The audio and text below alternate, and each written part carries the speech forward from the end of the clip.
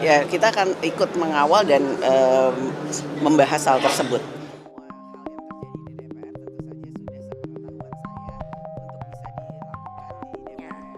Pers itu kan apa sih?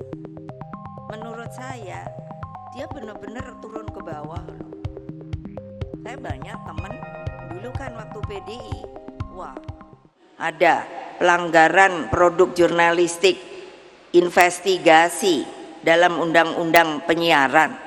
Loh, untuk apa ada media? Makanya saya selalu mengatakan, kamu tuh ada dewan pers loh.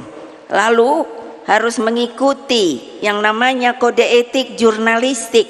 Lah kok nggak boleh ya kalau ada investigasinya?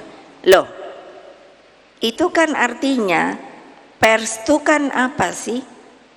Menurut saya dia benar-benar turun ke bawah loh. Tapi kan juga sempat disinggung dulu Mbak soal revisi beberapa undang-undang termasuk soal penyiaran dan juga MK, dan itu ketika Mbak Puan sedang berada di luar negeri. Nah itu apakah juga kritik dari Ibu supaya Mbak Puan lebih tegas mengawal revisi-revisi undang-undang di DPR?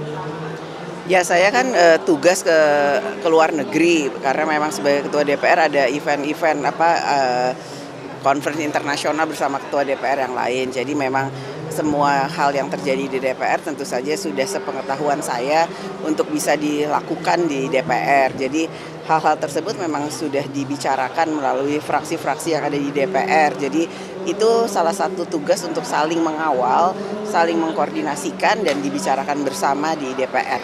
Artinya fraksi PD Perjuangan akan membahas mengenai Ya, kita akan ikut mengawal dan membahas hal tersebut.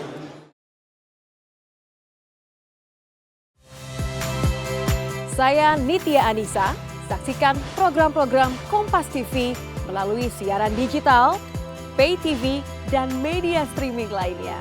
Kompas TV, independen, terpercaya.